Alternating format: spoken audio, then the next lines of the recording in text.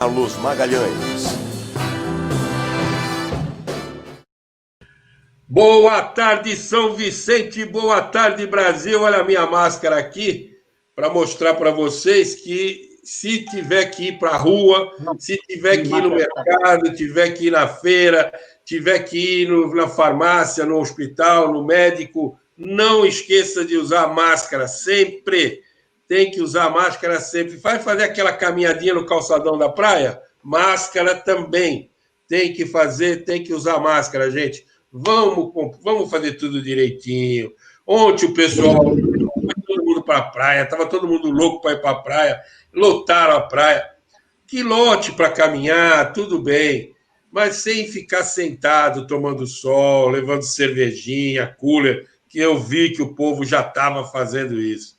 Não está liberado, não acabou, gente. Não vamos bagunçar o negócio, que depois volta tudo para trás de novo. Não vamos bagunçar. E falando em coisas que estão abrindo e estão voltando, hoje o programa Som das Palavras, aqui da Rádio Primeira FM de São Vicente, né, aqui na Prefeitura de São Vicente, nós vamos falar sobre o retorno do futebol. Sobre futebol, né? Vamos falar de coisa boa. Segunda-feira é dia de fazer resenha. E eu tenho, para isso, dois craques, dois super craques que podem falar com maestria sobre o assunto. Aqui ao meu lado, o professor Carlito Macedo, que é preparador físico dos maiores times do mundo. Não é assim, não, preparador físico. Não é preparador físico dos maiores times do mundo, a começar pelo Santos Futebol Clube. O resto, é lógico. Boa tarde, Carlito. Boa tarde, Magalhães. Prazer, boa tarde. Já vou até adiantando, Manuel Maria, meu ídolo, conterrâneo, um dos maiores atacantes ponta-direitas que tive o prazer de ver jogar. É sempre uma alegria voltar a falar com os amigos. Com você e com o Mamá, que dispensa comentários. E agradeço até o convite de participação nesta live, que espero seja de bastante proveito para aqueles que nos assistem. Como o Carlito já adiantou, o nosso craque mesmo, que eu era menino, eu gostava de assistir o jogo na Vila, eu gostava de ficar no alambrado, ali do lado do banco de reserva, né? E aí eu via o Mamá correndo ali pela ponta direita, o grande Mané, Manuel Maria, o dono da camisa 7 do Santos Futebol Clube. Manuel Maria, que é um craque não apenas no futebol, mas um craque na vida e um craque como amigo, uma pessoa excepcional que eu tenho um carinho muito grande, não só a ele, mas a toda a família, a esposa, os filhos. É uma família linda, maravilhosa, de gente muito boa mesmo. Mané, grande abraço, muito obrigado por estar participando com a gente aqui no Som das Palavras. Ô, Magalhães, alegria muito grande. Eu que agradeço, né, a oportunidade. Professor Carlito Macedo, o melhor do Brasil, é um cara humilde, mas que o Santos e o Brasil conhecem a sua capacidade, a sua competência. É sempre uma alegria estar por aqui, falando sobre futebol e cercado de amigos, né? Porque vocês são grandes amigos meus. Bom, hoje o programa, se fosse um programa de culinária, nós poderíamos ter um pato no tucupi, porque nós estamos com dois paraenses aqui, certeza. Né? Com certeza. Uma maniçoba, né? Maniçoba. Eu aprendi a comer isso ali naquelas festas que tem na igreja da Pompeia, que faziam lá atrás, a comida lá, eu aprendi a comer. O Círio de Nazaré. O Círio de Nazaré. E a maniçoba é aquele negócio que deixa a boca meio adormecida, né? A mandioca, a folha da mandioca, aquilo lá é bom, né? Carlito conhece bem isso daí, né, Carlito? Na realidade, eu nasci em Belém, mas eu fui criado em Santos, que eu vim para cá muito pequeno, mas sempre frequentei Belém nas férias, eu ia visitar os parentes que lá tenho, e depois o futebol me proporcionou ir praticamente quase todos os anos para lá. Inclusive, já faz bastante tempo que eu não vou a Belém, a última vez que fui foi em 2006, eu acho que com o Fluminense, jogar pela Copa do Brasil. Mas teve um período que eu ia todo ano, que tanto o Paysandu como o Remo jogavam o Paysandu, na época, a primeira divisão, e Copa do Brasil. Infelizmente, depois eu fiquei muito tempo fora do Brasil, retornei para o Brasil, para o Santos em 2015, depois 16, 17 no Flamengo, e não tive a oportunidade de ir mais a Belém, mas pretendo voltar a visitar os parentes e saborear aquela culinária maravilhosa que é a culinária paraense. Com certeza. O pessoal está entrando aqui na live, o Zé Francisco Loquete, que é o nosso amigo Francisco, lá de Corrientes, da Argentina, que está aqui nos assistindo. O Francisco, esse é o Manuel Maria, o craque que jogou ao lado de Pelé. Aliás, o Coutinho é que falava, eu perguntava, Coutinho, você jogou do lado do Pelé? Ele falou, negativo. Pelé que jogava do meu lado, que eu cheguei primeiro.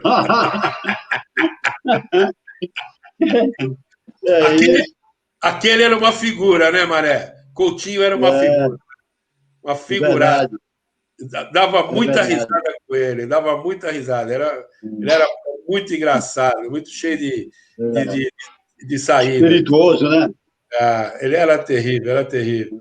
Olha, me diz uma coisa, por que você não foi para a Copa de 70? Conta essa história para mim, que eu nunca entendi isso. Você jogou em eliminatória, inclusive, né? Outro dia, o Rogério foi entrevistado na ESPN, ele comentou sobre isso.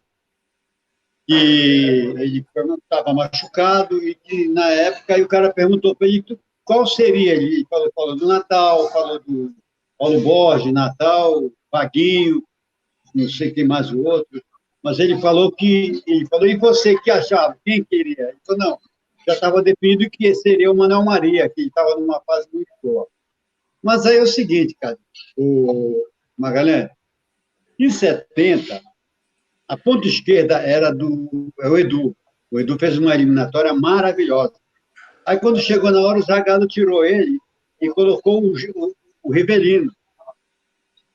Aí ficou... Como o Edu jogava nas duas pontas, aí o Edu passou a ser reserva do Jairzinho e o Paulo César do Rivelino. E levaram o Leão. Foi aí que levaram os 3 goleiros, foi a partir daí. 3 goleiros e eu fiquei. Quer dizer, eu iria nas próximas, né? Só que nas próximas não houve, porque eu sofri um acidente em seguida. Aí atrapalhou. Eu lamentei muito, né? Porque, lógico, se tivesse... seria ótimo para mim. Mas não deu paciência. Eu sou feliz com o que Deus me proporciona. Mas levaram o Rogério. O Rogério era o reserva do Jairzinho, né? O Edu era o reserva do Rivelino, né? Porque o Paulo César era o reserva do Pelé, não era isso? Na verdade... Mais ou menos, né? O ponta-direita do Botafogo era o Rogério. O Jairzinho jogava de centroavante. Então, aí, a gente sabe como é que é, né? Carioca, e a comissão toda ela do Botafogo, Edmundo Chirol, Zagallo, Lídio Toledo, tudo do Botafogo. Então, seguraram, porque em 74, o Clodoaldo também se machucou, e não deram tempo para o Clodoaldo se recuperar. Aí o Clodoaldo foi fazer um teste e não sentiu, aí cortaram. Mas o Rogério ficou até o último. E aí aproveitaram ele, é um bom cara bacana, jogava muito, mas realmente eu fui prejudicado. Porque eu tinha ouvido que era outra história. Você vê como é? Eu tinha ouvido que era porque você tinha se contundido, então não teve contusão nenhuma. Não, nada a ver. Foi corte mesmo. O meu acidente foi depois. Porque, eu lembro... fase maravilhosa. Inclusive, eu não viajei com o Santos na excursão, porque eu estava esperando. Uma hora ou outra eu ia para a seleção. Eu cheguei a tirar foto com camisa da seleção. Se eu não me engano, Mané, você estava naquele jogo, antes da Copa, o Santos fez um jogo contra a seleção do Chile, se eu não me engano. E o Santos acho que meteu 5-0 na seleção do Chile. Se eu não me engano, teve um jogo... Eu joguei no octogonal do Chile. Nós jogamos lá com o Colo-Colo e eu me destaquei muito nesse torneio. A ponto de um dirigente, jogador do Chile, quando chegou aqui, falou assim, perguntou por mim o Manuel Maria. O cara da outra seleção perguntou. Não foi convocado. Foi antes da Copa, realmente. Foi em 70 que nós fomos jogar no octogonal. Mas com a seleção, não. Não foi com a seleção, pode ser né? em outra oportunidade. Não. Então, porque o que eu vi assim, não é puxar saco porque você é meu amigo, não. O teu repertório como ponta era muito melhor do que o do Rogério. O Rogério era um bom ponta. Hoje o Rogério seria titular em qualquer time do Brasil. Em qualquer time do Brasil. Aliás, naquela época lá, qualquer um seria titular em qualquer time do Brasil. O Rogério seria um ponta, com certeza, que ele voltava mais. Era o jeitinho que o Zagallo gostava, né? Aquele cara que voltava para marcar um pouquinho e tal. Mas eu vejo que o teu repertório como atacante era muito melhor do que o do Rogério. Pô. Não, inclusive, eu fazia gol, né, galera? Eu fazia gol. Eu tenho 37 gols no Santos. Mas se contar esses 37, a maioria foi feito antes do meu acidente. Depois do meu acidente, eu fiz os gols, 3 gols no máximo. Tudo foi antes do acidente, foi entre 69 e 70.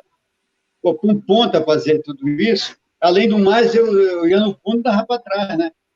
Que era o que fazia um ponta naquela época. Mas eu entrava em diagonal também e fazia gol. Eu estava numa fase boa, né? Estava maravilhoso. Ali era... Aliás, aquela Copa de 70 era para misturar metade do time do Santos, metade do Botafogo, e botava uns 2 ou 3 do Cruzeiro e estava bom, não precisava mais ninguém. Era só aquilo lá. O Pelé acha uma injustiça, e eu também, né? O Dirceu Lopes. O Dirceu Lopes não foi, ele ficou dos 40. Eu fiquei dos 40. Ficou eu, o Edu, irmão do Zico, ficou o Zé Carlos, lateral esquerdo, ficou o Zé Carlos do Cruzeiro, ficou o Dirceu Lopes. São caras que ficaram aqui, né? O Rildo ficou dos 40. Só craque, né? Nada. Só fera. Só fera, né, bicho? Os 40 já dava para ser campeão com o que não foi. É verdade. Dava para ser campeão com o que não foi. O Carlito, vocês, por certo, assistiram o jogo ontem do Fluminense, Fla-Flu, né? Carlito, eu não sei. Até o motivo dessa live era isso daí. Essa volta agora do futebol, a parada foi uma parada muito grande. Muito grande. Uma parada que nunca atleta nenhum teve tanto tempo assim parado, né? E a gente sabe que atleta de ponta, a recuperação dele para voltar ao estágio que estava demora muito, né? Você acha que vai demorar muito? Porque eu senti ontem assim, deu um momento lá de correria, mas os jogadores não estão ainda preparados, né, para voltar. Como é que você está vendo? Quais os cuidados que tem que ter nessa volta? Bom, primeiro, a parada ela é atípica. Nunca no futebol mundial se parou tanto tempo, praticamente 100 dias, ou quase 100 dias. Não adianta o cara fazer treinamentos individuais e monitorados por computador, até porque é uma situação completamente diferenciada. O atleta de futebol, Manuel Maria, jogou e sabe disso. Nada mais, quem é mais especialista nesse aspecto para avalizar o que eu vou falar é o Manuel Maria, que foi atleta de futebol e um grande atleta. O jogador ele necessita do contato direto com a bola, do diário, e necessita da noção do espaço onde ele vai jogar. O futebol de hoje ele está sendo disputado em espaços. A correria tomou conta, a parte física ela é muito acentuada. E nesse retorno, os jogadores estão sentindo esse aspecto. E o aspecto técnico está muito complicado, porque antigamente o jogador tinha uma memória técnica muito mais acentuada do que hoje. O cara já vinha desde garotinho, que tem um contato direto com a bola. Hoje o atleta de futebol, eu digo atleta, ele necessita do trabalho diário com a bola. O preparador físico que tem essa capacidade de trabalhar juntos, o físico e o técnico, dá uma melhoria muito grande ao atleta. E os jogadores atuais estão sentindo esse aspecto. No aspecto físico, ela está bem debilitada. Existem momentos de intensidade alta e existem momentos em que essa queda é bem acentuada do aspecto físico. Existe uma situação que pode complicar demais. Esse número de jogos que irão acontecer, um atrás do outro, praticamente a cada 2 dias, problemas de lesões musculares. O elenco que não tiver bons jogadores na sua ordem de apresentação vai sofrer, porque as lesões elas acontecerão devido ao pouco tempo de treinamento e ao número exagerado de jogos que acontecerão daqui para frente. Isso é um problema muito sério. É situação diferente, nunca o mundo viveu essa situação. As comissões técnicas, jogadores, todos terão que ter um pouco mais de sacrifício, adaptação, para poder ter um rendimento bom que consiga os resultados, que os resultados serão cobrados. A direção, os torcedores sempre irão cobrar os resultados positivos. Isso é uma coisa que vai complicar demais no futebol deste retorno após pandemia. Eu teve um momento aí na minha vida que eu trabalhei com um atleta, o Tiamba, que era um corredor, maratonista, um cara que ganhou aí 3 vezes a prova da tribuna. E nós fomos fazer a São Silvestre, dia 31, ele correu a São Silvestre, e nós descemos para passar o Réveillon no litoral norte. No dia de manhã, dia 1º, 5 horas da manhã, ele acordou para ir correr. Eu falei, pô, tá louco, chovendo e tudo. Falei, hoje é feriado, meu chapa. Pô, descansa aí. Ele falou, se eu ficar um dia sem treinar, eu levo uma semana para recuperar. É verdade. O organismo já tem um ritmo onde o cara sente a falta do treinamento. E isso é uma das preocupações grandes que os atletas de futebol vão sofrer agora esse retorno. O futebol paulista voltou recentemente. O futebol carioca e outras localidades já estão treinando. Esses têm o Rio de Janeiro mesmo já está dando a diferença. O Fluminense voltou depois do Flamengo.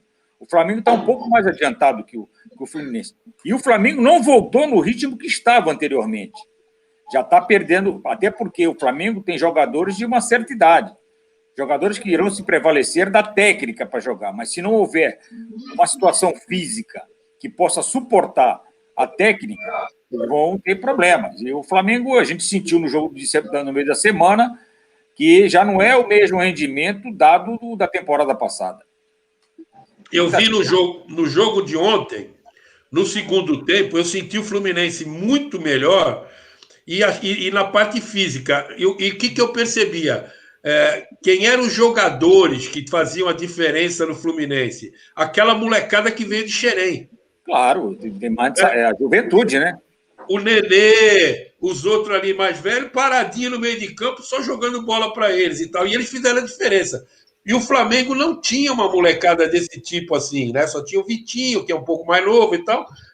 E o Fluminense acabou envolvendo, né? O Flamengo no segundo tempo. Acho que não fosse o goleiro do Flamengo, teria ganho o Fluminense lá. Porque... Foi uma situação. Era um jogo que eu achava que iria terminar empatado. Mas a maior categoria do Flamengo prevaleceu. Porque neste momento, o futebol ele vai necessitar muito dos jogadores que têm maior qualidade técnica, maior tarimba, experiência, para poder manobrar o jogo. Isso era muito comum antigamente, você ver jogadores... Eu sei porque eu sou de uma época que eu vi essas feras jogando. Manuel Maria, Dorval, Mengal, Coutinho, Pelé. Era uma delícia, era coisa linda. Você vê a qualidade dos caras, a qualidade técnica, um domínio, um passe, saber segurar uma bola e colocar a bola em condições do companheiro fazer o gol. Isso é uma coisa que hoje em dia não existe. Mas a equipe que conseguir reunir a maior qualidade técnica vai levar vantagem, com um pouco do aspecto físico. Tem que saber levar vantagem. A equipe que tem maior juventude vai dar pressão, vai sofrer no aspecto de experiência de controlar um jogo. Isso será uma norma que o futebol, nos próximos meses, até tudo voltar ao normal, vai apresentar para todos nós que somos profissionais de futebol e até admiradores dessa arte de jogar futebol. Então, mas também tem esse lado, né, o Carlito? Essa molecada mais nova, que é impiedosa e tal, pode querer correr, mas por ter ficado muito tempo parado, por não ter feito tanto preparo físico, né? Pode estar se sujeitando essa molecada até as contusões. Porque ontem, um jogador novo, acho que foi até o Dodge, se eu não me engano, se contundiu, sentiu. O excesso, às vezes, ele é prejudicial. E como eu já falei anteriormente, o maior problema será a quantidade de jogos que teremos pela frente. Porque já saiu o calendário, Parece-me que o Campeonato Brasileiro termina em fevereiro, mas no meio dessa competição do Brasileiro, nós temos Libertadores, Copa do Brasil, então seremos obrigados a jogar, muitas vezes, no meio da semana. E quando você tem um calendário... E tem um agravante no Brasil, viagens longas. A viagem desgasta. Existem 3 aspectos: treinamento e repouso e jogo. Treinamento, jogo e repouso. E alimentação.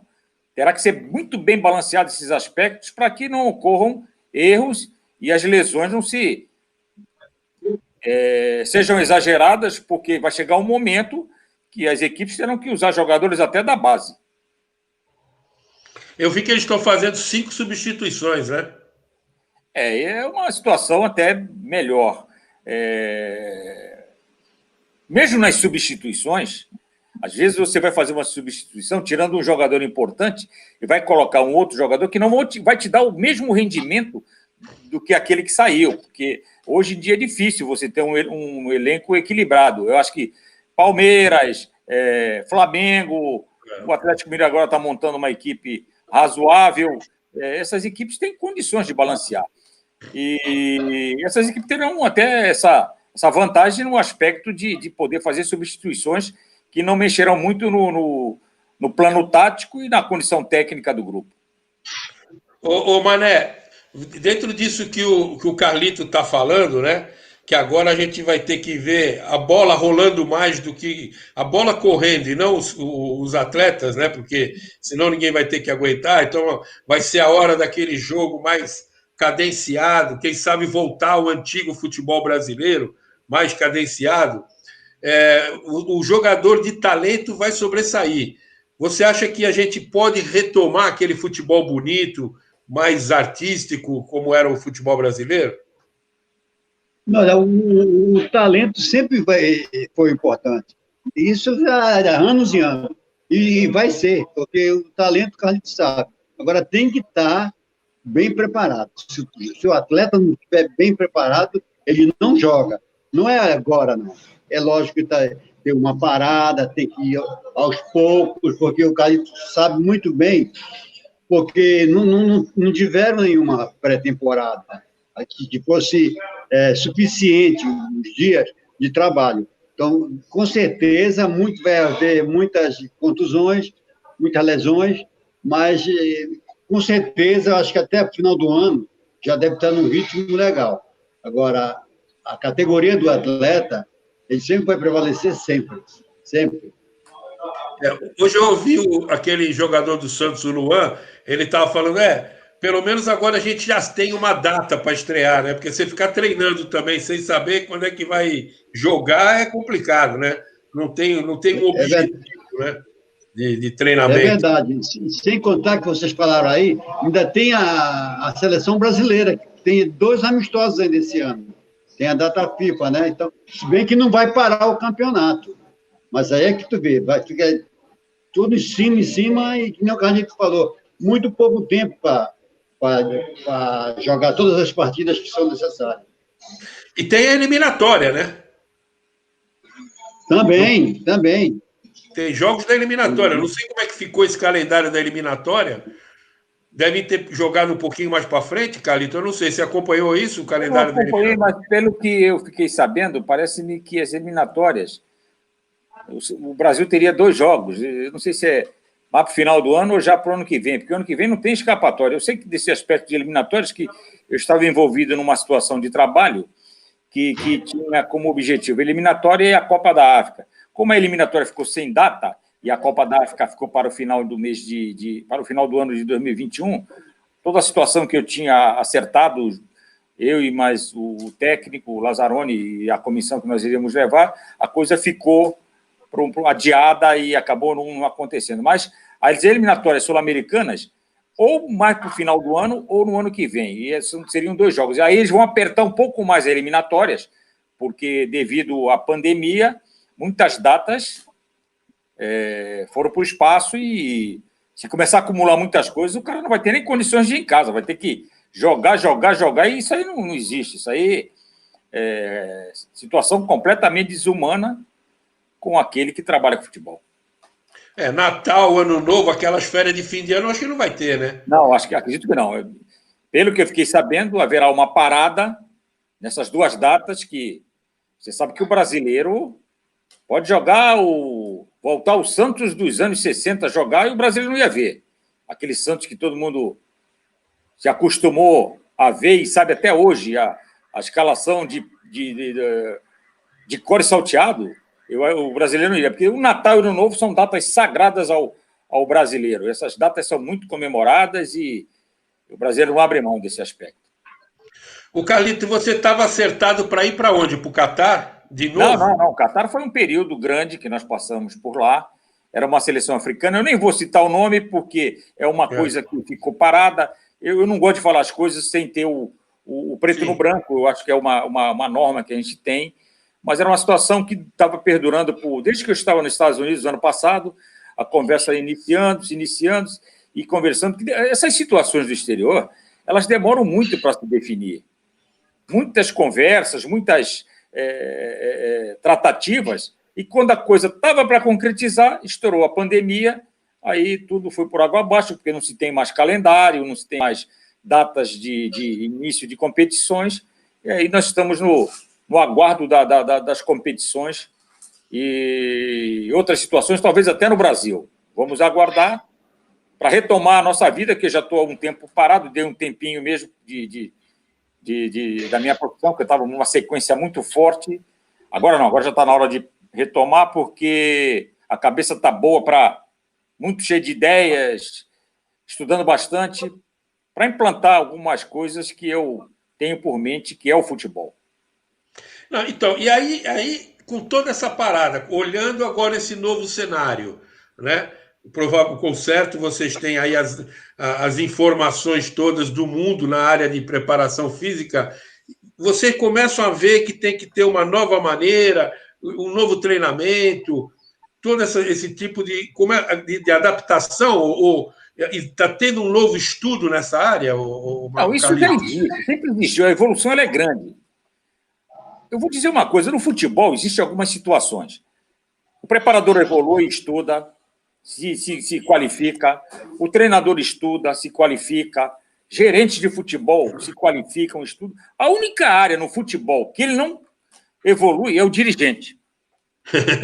O dirigente ele não evolui. Agora, o restante da comissão, todos evoluem. A gente tem que ter um constante estudo e pesquisa. Então, eu, na minha função, já há muito tempo, eu tenho uma forma de trabalhar que é conciliar o aspecto físico com o aspecto técnico. Tanto que hoje o preparador físico não se limita aos treinamentos físicos, se limita aos treinamentos físico-técnicos, quando ele trabalha o movimento do jogo junto com a bola, para que o jogador esteja bem familiarizado na hora de executar o movimento durante o jogo, que ele faça a coisa com maior naturalidade. Porque o futebol está se tornando, eu disse outro dia numa entrevista, quase que uma Fórmula 1. O cara está preocupado mais em correr do que jogar.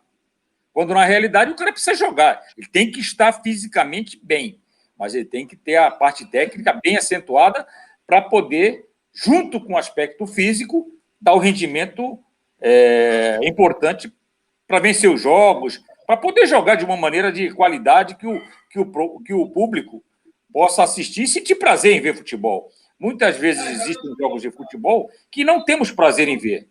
Fica aquela loucura, aquela correria, acabou o jogo, parece que você viu uma corrida, não viu um futebol. Nós somos da época da arte ainda, do domínio, do drible, daquele drible do chicote, né, Mané? Né, Mané? O drible do chicote, aquele chicote bonito, aquele drible que você dava. Não sei se você chegou a ver, Magalhães, o drible do chicote do Mané. Pô. Era um drible bonito, era coisa bonita. Ele batia e falava, vem atrás, neném.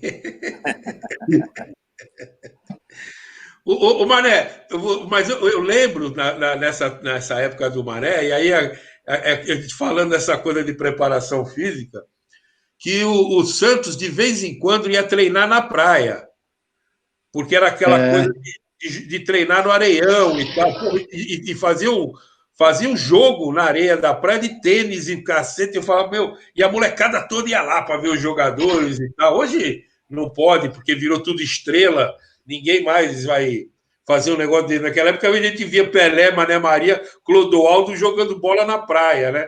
E era para dar. E É aí o verdade. para dar perna, para os caras. Tem isso mesmo, Mané? É verdade. Isso aí mesmo? Mas tinha alguns métodos já que foram superados, né? Que nem subir escada da É. arquibancada. Isso aí não, isso aí foi um pecado, né, Carlito? Isso aí não, nós Na fazíamos época, isso, mas na época se não fazia é o muito, certo. inclusive era prejudicial às articulações, É, mas isso era método da época. Hoje, já não na existe época. mais. Não, e é um negócio que hoje a gente tem que entender que é legal, é que é uma preparação, ela é individualizada, né? De acordo com a capacidade de cada atleta, né? Porque você pegava um cara baixinho, vai tamanho desse argentino que está aí no Santos, manda o cara subir aquelas escadarias do Santos, ele não sobe, bicho. Só se for de gatinho. Mas olha, isso hoje, né? Isso hoje. É, Porque eu lembro que tinha um aparelho, acho que o Carlinhos lembra dizer, o Hércules, que tinha todos Isso. os movimentos, a gente fazia um circuito, e o peso era igual. E, por exemplo, eu era magrinho, tinha que pegar o que o Pelé pegava. Não era assim, não era legal assim. Quer dizer, não tinha um estudo, como hoje já tem. A educação física evoluiu muito, muito. é, com certeza. Os treinos eram muito loucos, né? A gente via. Tinha umas hastes com Não, o umas nome do bolas aparelho era penduradas. gladiador.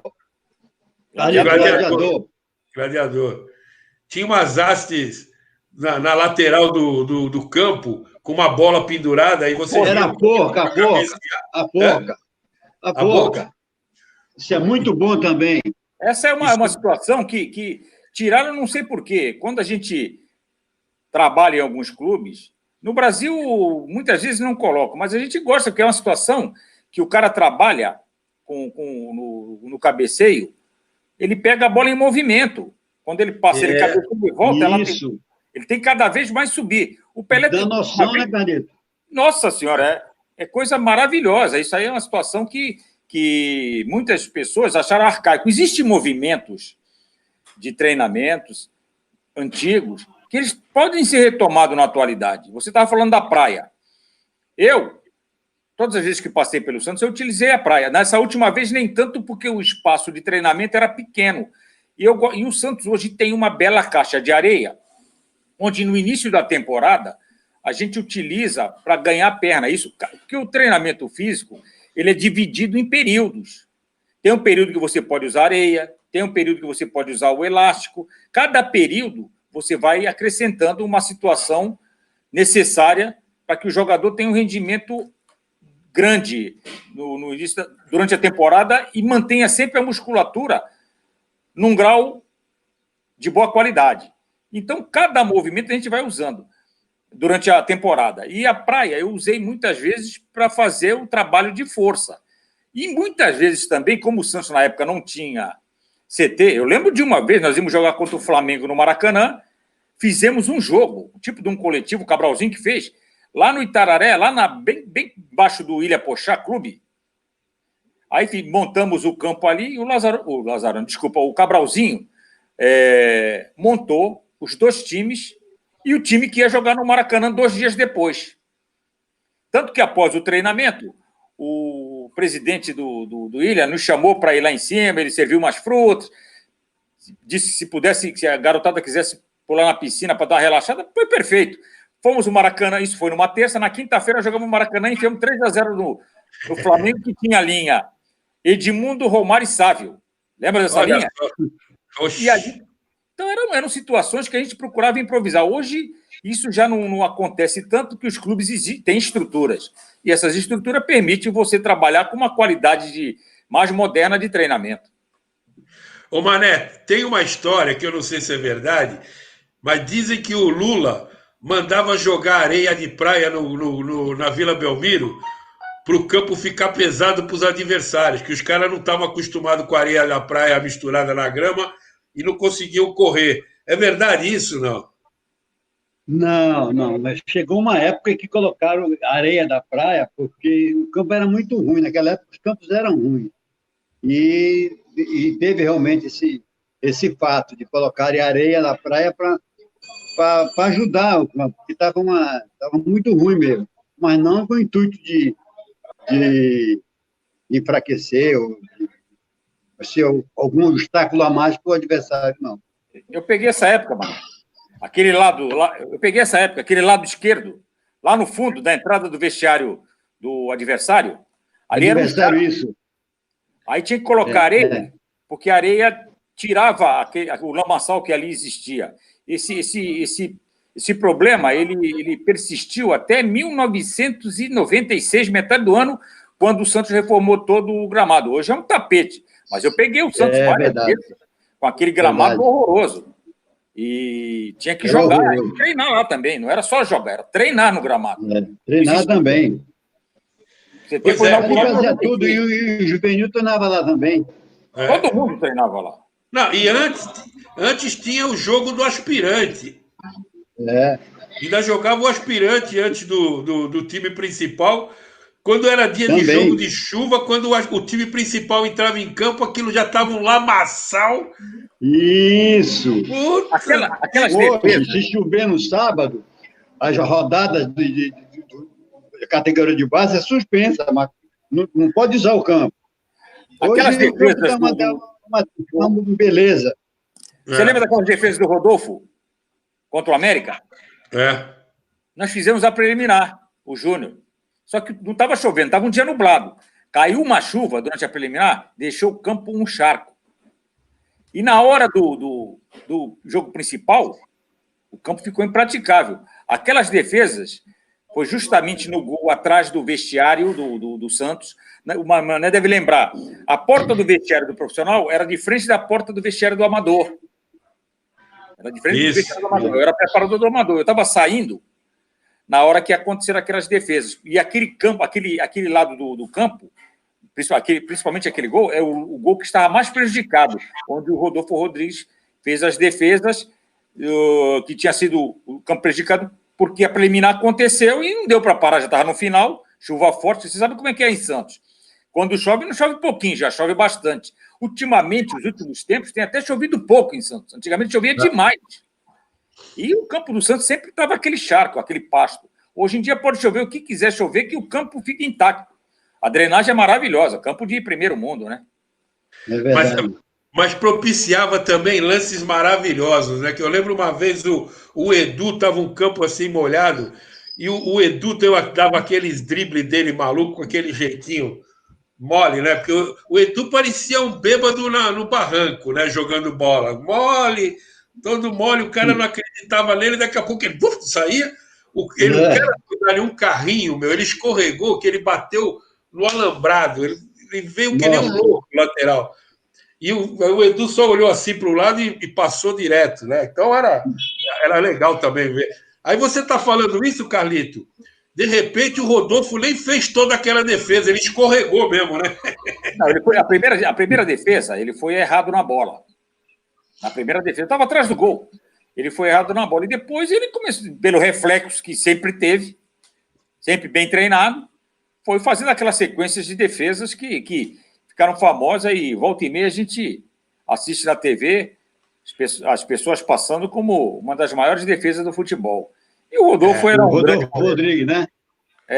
Eu, particularmente, eu vi 2 grandes goleiros estrangeiros no Santos. Mas o maior acho que jogou até com um deles, que era o Serras. Serras. Grande goleiro. 2 grandes goleiros estrangeiros. E goleiros nacionais, Gilmar, Cláudio, outros goleiros que passaram pelo Santos, goleiros maravilhosos, Marola, uma série de goleiros. O Santos sempre teve, no gol, sempre teve grandes goleiros. Esse menino que foi para a Itália, o Rafael era um grande goleiro, que o Santos teve agora dos últimos. Sérgio foi um grande goleiro num período difícil do Santos, Sérgio. Teve uma época fantástica, marcou no Santos, foi até para a seleção brasileira. Goleiros de alta patente, goleiros de qualidade enormes. Vou falar de um que eu gostava muito, porque eu via quando era criança, o Cláudio. Sim, esse era... esse para mim foi o melhor. E jogava sem luva. Mim foi o melhor. Jogava sem luva.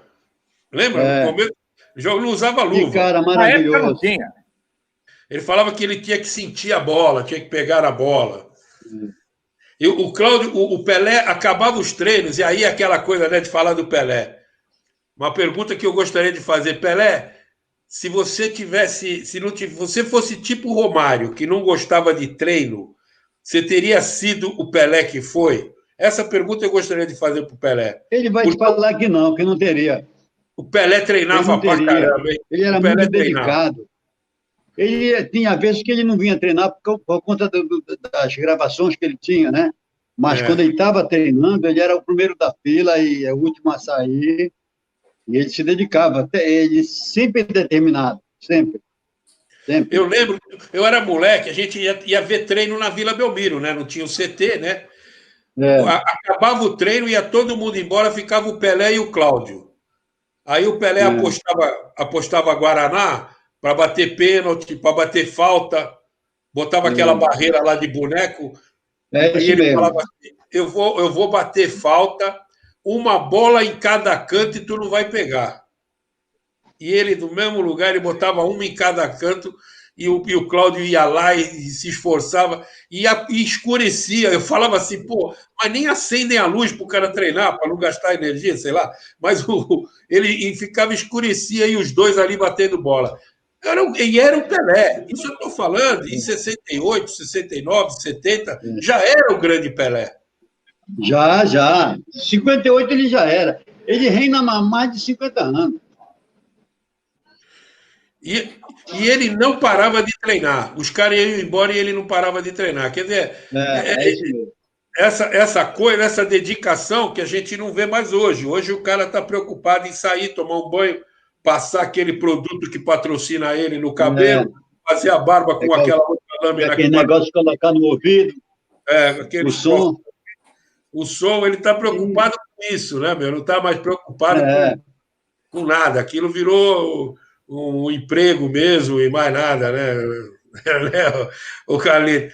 Não, o Carlito que viveu com vários, né? Porque o legal do preparador físico é isso, né? Ele vai pegando várias gerações, né? Eu é, estou nessa vida desde 82, né?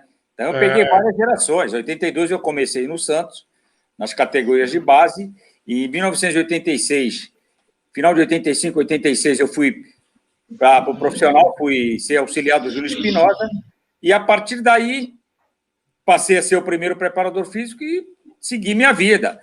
No Santos eu já passei 4 vezes. Eu fiquei de 82 a 87, voltei em 91, saí de novo, voltei em 95, fiquei em 95, 96, saí em 97 e retornei ao Santos anos depois, em 2015. Mas a rodagem pelos clubes foi grande até agora, né? Peguei vários clubes. Do Rio de Janeiro eu trabalhei no Fluminense e no Flamengo. São Paulo eu trabalhei em vários, Ponte Preta, São Caetano, Paulista e outros clubes.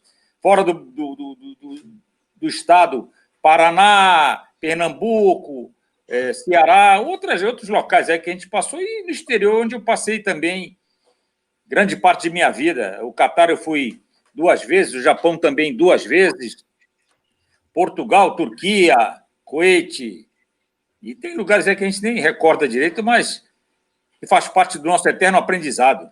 na China, né? Que você falou que teve China também. Tá vendo? Eu esqueci da China. A China eu fui em 98, o Muricy me levou. Fomos campeões chineses, aí teve um problema com o Muricy de família. Ele veio embora e o Lazzaroni acertou para ser o treinador. E eu não ia ficar. Aí a direção encostou no Lazzaroni e disse que gostaria que eu permanecesse, porque eu estava muito adaptado.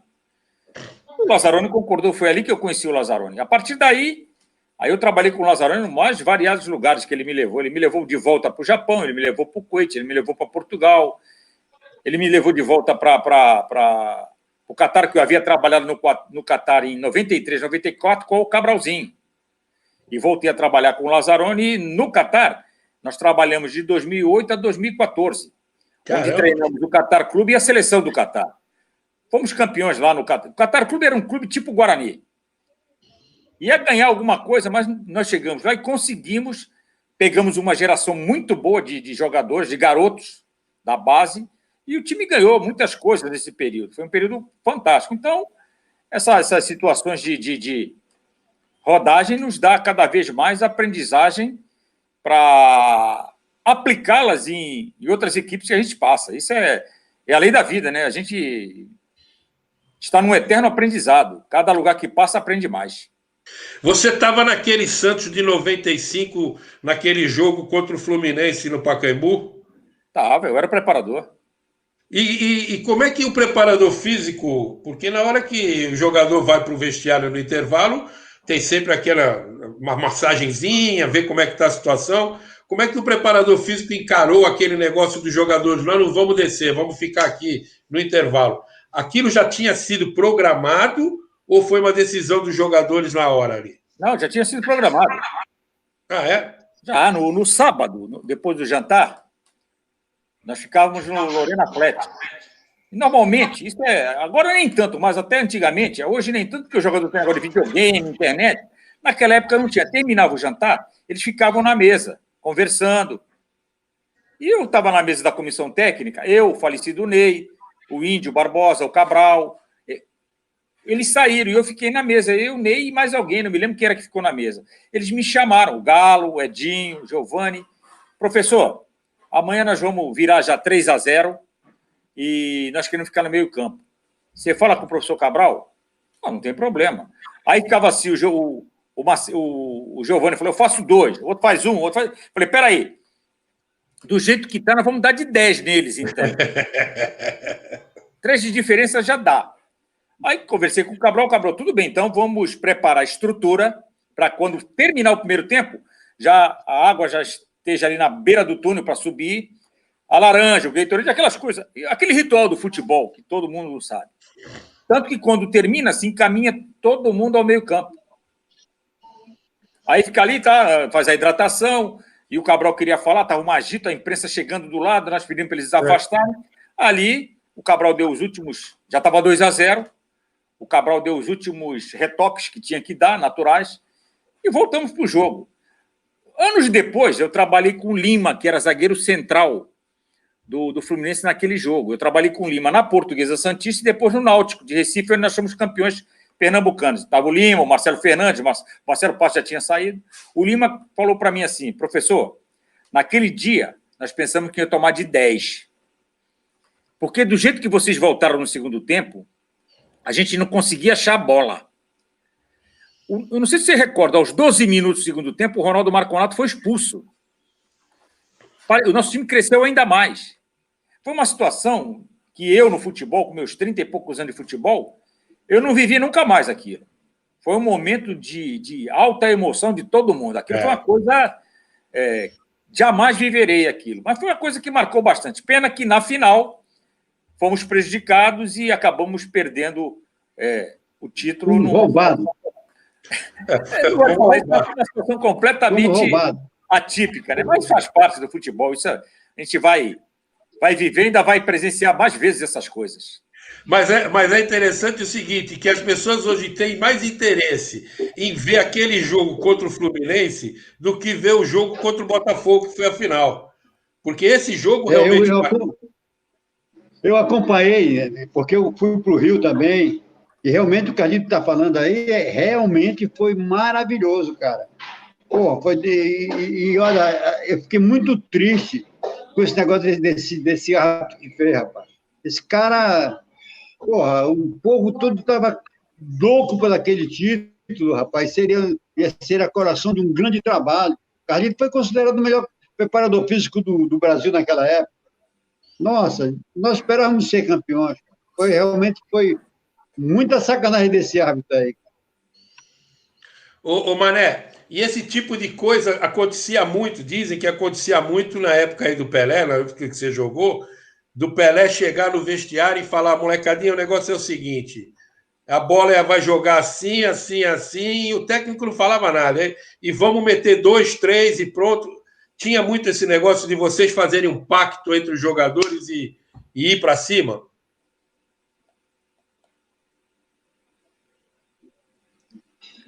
Mané, me ouviu, não?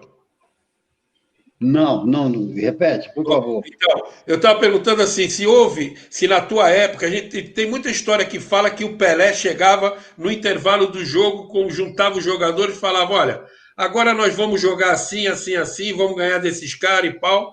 e a turma fechava ali um pacto e ia para cima e virava o jogo e ganhava. Tinha esse tipo de situação entre os jogadores? Tinha. Existiam Pelé, o Carlos Alberto, realmente os caras. Eu não peguei o seu Zito, né? Mas o Pelé, o Carlos Alberto, o Pelé não falava quase. O Carlos Alberto é que era o capitão. Mas teve um momento, sim, que o Pelé foi importante de falar o que ele achava, e dava certo. Tinha isso, sim. Era um elenco maravilhoso, que se respeitavam, que se respeita até hoje. É um amor maravilhoso. Seus ídolos exerciam uma liderança no grupo tão grande que passou do campo. Na vida particular, as pessoas, o Coutinho, o falecido Coutinho, outros, precisavam fazer um negócio, consultavam o seu Zito. O seu Zito era um conselheiro sempre. É um homem maravilhoso. O Coutinho falava muito que quando o Pelé, no dia do jogo, acordava e pegava o violão, e já no café da manhã estava com o violão, já um olhava para o outro e falava, bicho certo, o negão acordou inspirado. Verdade. Era verdade. É verdade. Verdade. Essas histórias são. Quem conta muito é o Coutinho e o Pepe, né? O Pepe é outro contador de história também fantástico, né? Sabe tudo, O né? Pepe tem uma cabeça, ele não esquece das coisas. E o Coutinho tinha umas tiradas maravilhosas. O Coutinho era muito, muito esperto, Coutinho. Coutinho tem cada sacada que ele tinha, rapaz. Era um danado aqueles dois. Só podiam jogar bem, né, meu? O cara que ele é inteligente, dizem que a pessoa inteligente, né, Carlito, é o cara que tem bom humor, né? A pessoa que tem bom humor, que tem boas sacadas, é um cara inteligente, né? É verdade. Né? Eu tenho o prazer, isso é uma coisa de conhecer todos esses grandes craques, conheci também Zito, Coutinho, e tenho ainda o prazer de conviver com eles. Muitas vezes eu estou nas mesas que a gente sempre se encontra, eu praticamente eles me respeitam muito e eu respeito demais eles, que são meus ídolos. Eu estou nas mesas, assim, em alguns restaurantes, alguns bares que a gente para, escutar a história deles é a coisa mais linda do mundo. Aconteceu uma situação, uma vez, eu acho que o Mané vai lembrar, no restaurante Babo Américo, aqui em Santos, reuniu uma galera, um almoço de final de ano. Nós sentamos meio-dia na mesa e saímos 9 horas da noite. O dono do restaurante fechou o restaurante, Verdade. o almoço, aí nós vimos sair, não pode ficar aí dentro. Continuamos lá dentro, reabriu o restaurante, nós estamos de lá 9 horas. E eu brincando com eles, eles falavam assim, Carlito, escala o time. Aí eu escalei o time assim, goleiro não tem ainda, a gente vai arrumar. Lateral direito, Lima. Zagueiro central, estava o Mauro Patrício na mesa, Mauro, Toninho e Everaldo. Meio campo, Clodoaldo, era Clodoaldo, Mengalvio e Giovani, que também estava conosco na mesa. E na frente, eu falei, na frente vai jogar Manuel Maria, aí o Adilson estava, o Adilson, irmão do Everaldo. Adilson e o Edu. Aí o seu Pepe falou assim, eu falei, não, seu Macia, eu preciso de habilidade, vai o Edu, depois o seu entra. Aí entra o Coutinho. Quando entra o Coutinho no restaurante, eu falei, Adilson, segura um pouquinho, vai entrar o Couto, você vai entrar depois, você é novo, vai jogar depois. É brincadeira, rapaz, é a coisa mais linda do mundo, conviver com eles. Pessoas que tiveram e têm até hoje um status de grandes ídolos, que são realmente grandes ídolos, grandes profissionais do Santos Futebol Clube, mas mantêm um carisma, uma humildade legal de ver. A gente se orgulha de ter a amizade dessas pessoas que são ídolos eternos para a gente e para a grande torcida santista. E a gente aqui em Santos tem essa coisa, né, de encontrar essa pessoa na rua, no bar, no mercado, né? E eu lembro quando eu estava na Secretaria de Esportes e a gente estava divulgando os Jogos Abertos do ano 2000, isso foi em 99. E eu rodava o estado inteiro e tal, e lá com um vídeo que até tinha um depoimento do Pelé pedindo para as pessoas votarem em Santos para os jogos serem aqui, né? Porque cada cidade tem que votar, né, no Congresso Técnico para escolher a cidade sede. E a gente ia e falava, mas o Pelé, os caras no interior, e o Pelé? você conhece o Pelé? Eu falei, conheço, pô. Ele tem escritório onde é o meu contador, de vez em quando eu subo o elevador com ele. Ah, não acredito. Eu não acredito. Eu falei, o Coutinho, falei, o Coutinho toma cerveja comigo no Vasquinho. O Mané é meu vizinho. As pessoas não acreditam nisso. E aí, quando foi o congresso técnico, nós levamos o Mengalvio e o Manga. O Manga goleiro, lembra do Negão? Manga. Claro. Levamos eles para Araraquara, né? Porque ia ter o congresso técnico. Aquele pessoal do interior, principalmente os mais velhos, as pessoas choravam de chegar perto deles. E o Mengalvio, daquele jeito dele, falava, por que ele está chorando? O Mengalvio, o cara está chorando porque ele está emocionado e está do teu lado. Ah, é? Ah, então tá bom. Aí o cara, pode tirar uma foto? Ele, pode, tira aí. Aquele jeito do Mengalvio que é totalmente nonsense, né? Ele não está nem aí com Mas as o coisas. Menga está falando agora. O Menga não falava, agora está falando. Pois é.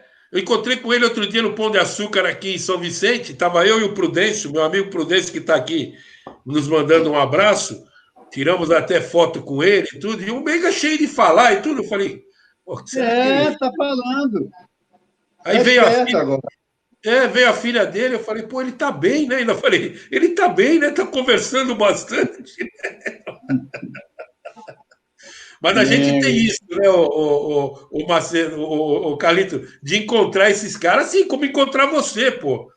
Você é um cara que tem uma baita de uma história na cidade, né? E no Brasil, como preparador físico, o cara é preparador físico do Flamengo, do Santos, quer mais o quê? E a Não, gente eu falei para ele também. encontra no Carlito rádio. é um dos melhores do Brasil. E ele ainda é humilde. Ainda é humilde. Ainda é humilde. Você vê, tu tira pelo Santos. Numa época que ele saiu do Santos, começou a ter contusões dos jogadores. Na época dele não tinha. Porque ele sabe trabalhar. Não é porque na minha frente, não. Ele sabe disso. Eu sou fã dele.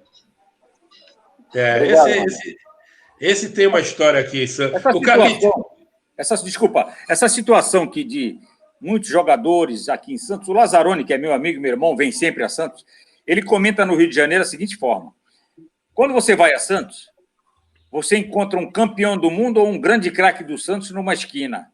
E eles te tratam com uma humildade, com um respeito, que é a coisa impressionante. Ele falou: o Santos é uma cidade que acolhe a todos muito bem, uma cidade muito boa de viver, que todo mundo que vem para cá gosta da maneira de ser do santista e da cidade, que é uma cidade realmente acolhedora.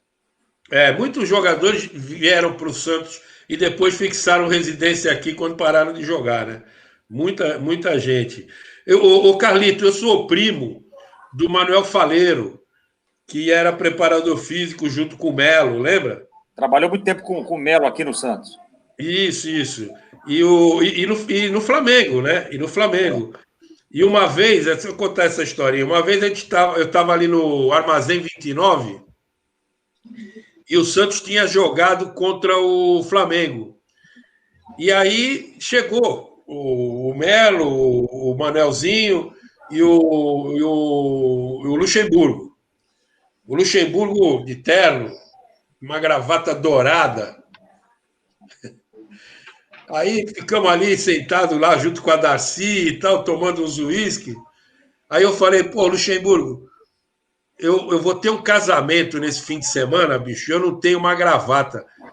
Tu não quer me emprestar essa tua gravata dourada? Porque é bonita essa gravata.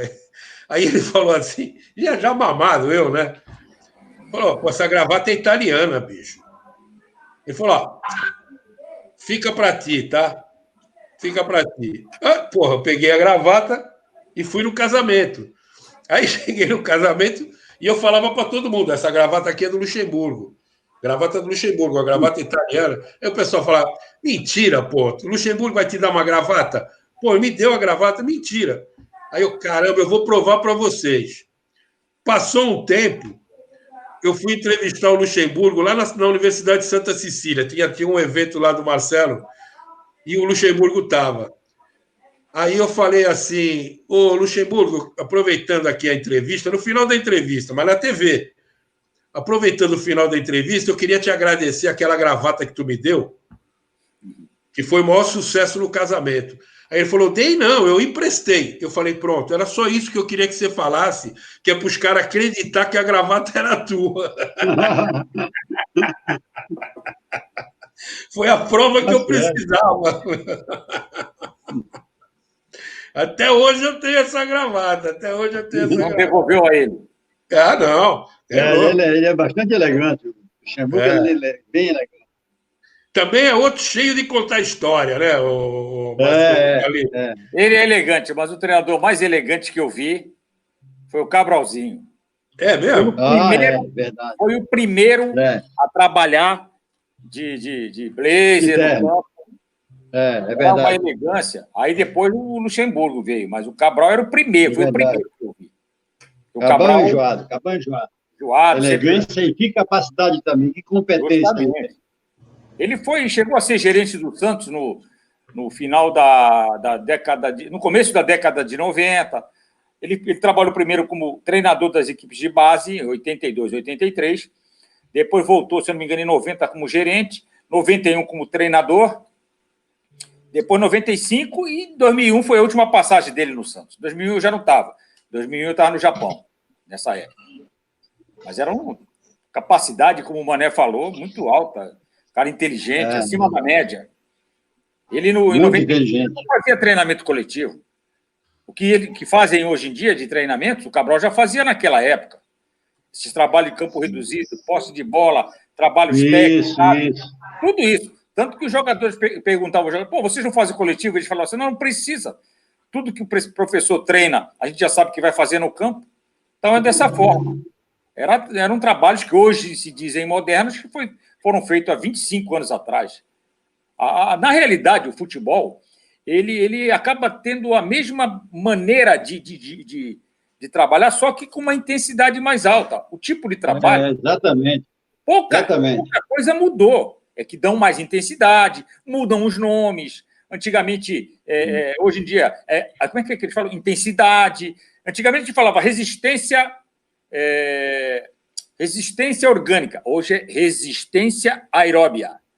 Aí as nomenclaturas mudaram, modernizaram as nomenclaturas. E outra coisa, Carlito, o fundamento não mudou.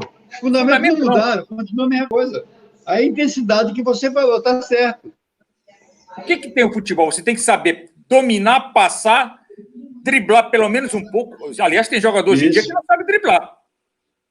Eu não vou citar nomes, mas eu sei que tem jogadores que não driblam. Antigamente era a coisa mais comum. Tinha uns que extrapolavam. Manuel Maria, Edu, Dorval, esses caras extrapolavam no drible. Eles tiravam os caras da frente com uma facilidade. Hoje em dia, para você ver um drible, demora um pouco. Fica aquele negócio de passa, passa, passa. E muitos treinadores não gostam, treinadores de base, não gostam quando o jogador dribla. Dá dura no verdade. Pô, eu cansei de acompanhar. Teve um período das categorias de base, o Manuel Maria tinha um grupo que ele treinava, e meu filho treinava com eles. Meu filho treinava. Ele incentivava a rapaziada a driblar. O drible tem que acontecer no momento certo, não é toda hora. Se você está na tua defesa e tem que tirar a bola rápido, não vai tentar drible ali, que é perigoso. Mas do meio para lá, a criação é livre. Até fica, abre espaço, que um drible quebra qualquer esquema tático. Hoje em dia, esses esquemas rígidos de linhas de 4, quando você dribla você escancara a defesa adversária. Driblou, já quebra o esquema. O drible é uma das armas mais poderosas do futebol, que hoje é pouco utilizado. E você está falando do drible, eu falo mais, o Carlito. A boa parte, vou falar a maioria, mas boa parte dos jogadores hoje não sabe matar a bola. Não sabe matar uma bola. Você toca uma bola forte pro cara, parece que bateu na canela dele. Pum, pum, parece jogador de pebolim, pô. É verdade. Eu tenho visto campeonato na Europa, eu vejo também. Os caras batem mais forte. Vão lá e voltam. Impressionante. Uma vez eu vi o Ademir da Guia dominar uma bola na Vila. Deram um chutão na bola. Ela subiu. Era garoto, estava assistindo esse jogo. Ela subiu, ela veio toda torta. Ele dominou com o lado de fora do pé assim, ó. Ela parou no pé dele. Pô, ele dominou, o pé dele parecia uma raquete. E a qualidade. Eu falei, pô, é brincadeira. Esse tipo de domínio hoje é mais difícil. A gente vê jogos. Eu vejo jogos. Porque a gente fala de Europa, hoje em dia a mídia brasileira está muito viciada em Europa. Eles falam da Europa, mas na Europa tem jogo ruim também. Opa! Tem. Eu vi um jogo. Ô, Carlito, além de os campos eram ruins, a gente tinha que, para dominar a bola, era um sufoco, porque tinha que se equilibrar para dominar a bola, aquela vinha toda torta. Hoje vem na tua mão. Só tapete. Eu vi um jogo, Crystal Palace e Manchester City. Isso, finalzinho do ano passado. Era um domingo chuvoso, não dava para sair. Fiquei em casa e estou assistindo, mas estava dando raiva de ver o jogo. Ridículo. Os 22 apanharam da bola. Tapete, falei, tá vendo? Na Europa também tem jogo ruim. Portugal, às vezes, jogos ruins. Então, a valorização da mídia brasileira em cima do futebol europeu ela é grande demais. E desvaloriza o produto nosso. Eu vejo valorização de profissionais de fora. O intercâmbio profissional estrangeiro aqui no Brasil, Brasil para fora, esse é importante. Mas não desmereça o profissional da casa. Eu vejo valorização de certos profissionais que hoje atuam no Brasil de uma maneira tão grande que no país que eles são de origem, eles não são valorizados. Eu sei porque eu trabalhei em país que esses treinadores trabalharam e não é essa valorização que tem no Brasil. Trabalhamos contra eles e vencemos eles. Mas aqui no Brasil é isso e aquilo, porque vai treinar o planeta Marte, vai treinar na Lua, vai treinar em Plutão. Não é assim. Primeiro, para você fazer a análise de um trabalho, você tem que ter conhecimento de causa para poder analisar um trabalho. Eu jamais vou analisar um trabalho de um cara, de um jornalista que está editando uma pauta, eu não sei. Agora, na minha área de treinamento físico, desportivo, de futebol, isso eu sei trabalhar. Eu sei analisar.